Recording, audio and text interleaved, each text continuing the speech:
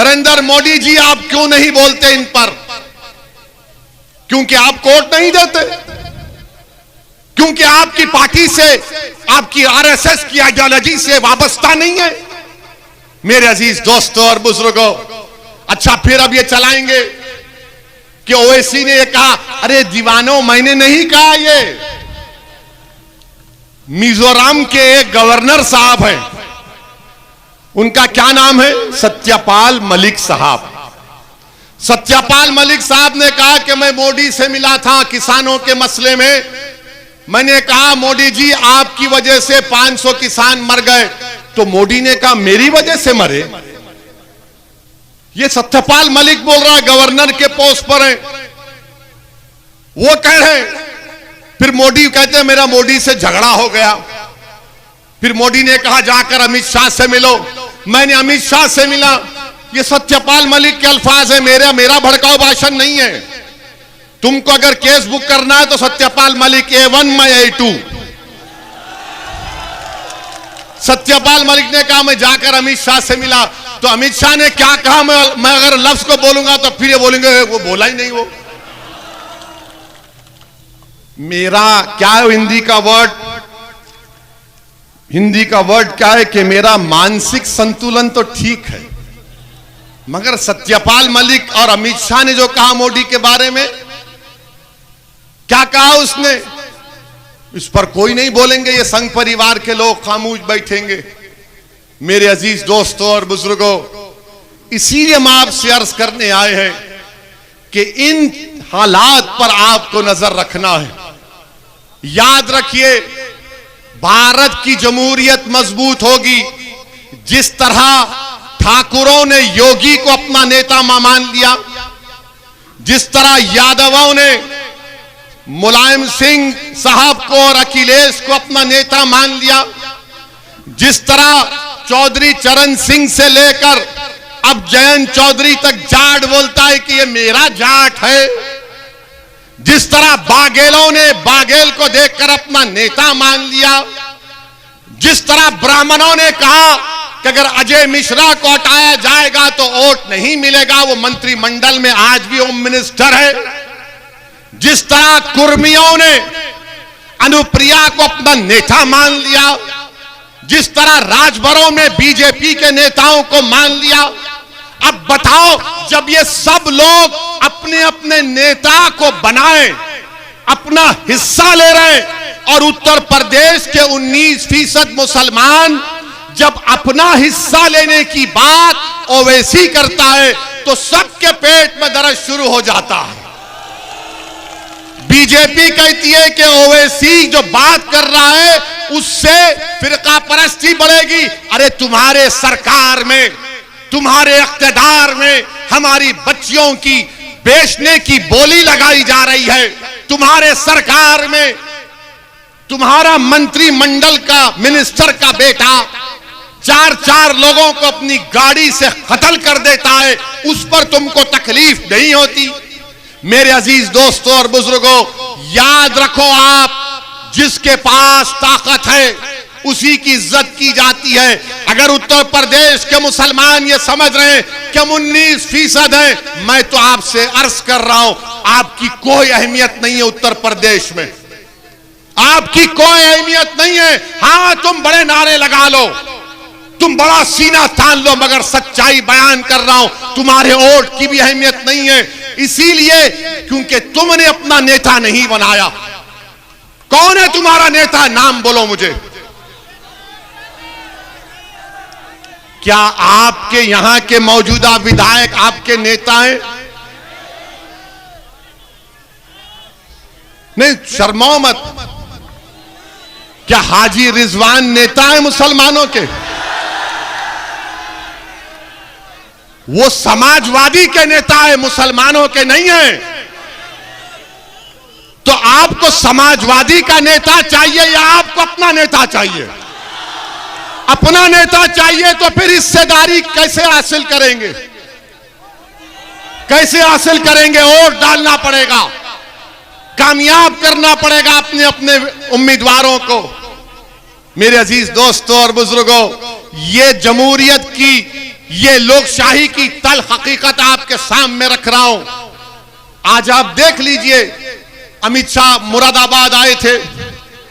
मुरादाबाद आकर बड़ा बोले, वो क्या बोले? निजाम की बात की अमित शाह।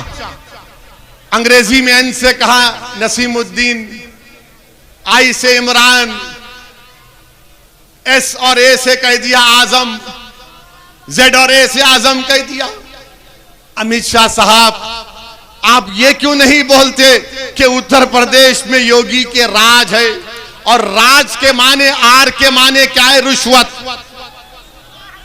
ए के माने अजय मिश्रा, जे के माने जातिवाद। आप निजाम की बात करते हैं और अमित शाह यहां पर उत्तर प्रदेश या मुरादाबाद में आकर कहे कि बीजेपी ने विकास किया, व्यापार हुआ और सांस्कृतिक विरासत को बचाया। अब ये सांस्कृतिक विरासत क्या हमारी बच्चियों की बोली लगाना है? बताओ।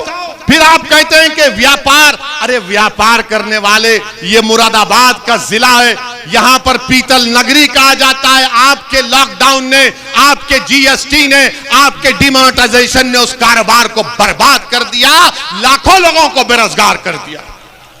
साबुन से लेके बनियन तक जीएसटी आ चुकी है। फिर भी अमित शाह बोलते व्यापार। अच्छा, विकास, कौन सा विकास हुआ अमित शाह? बताओ योगी आदित्यनाथ, बताइए नरेंद्र मोदी। 2017 में बीजेपी ने कहा था कि 70 लाख नौकरियां उत्तर प्रदेश के नौजवानों को दी जाएंगी। कहा था ना, 70 लाख। अब आप में से कोई हाथ उठाकर बताओ कितनों को नौकरी मिली? एक को तो मिली होगी, वरना इल्जाम मुझ पे डालेंगे कि ओवैसी ने भड़काऊ भाषण कर दिया। अच्छा, कितने नौजवानों को नौकरी चाहिए? हाथ उठाओ।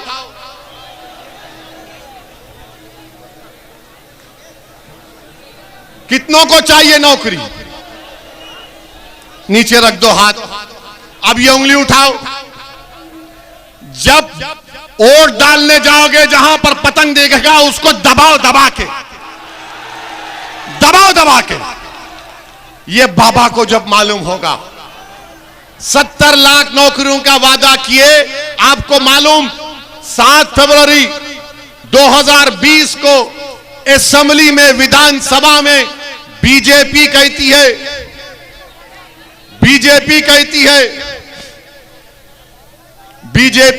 है विधानसभा में कि उत्तर प्रदेश में 33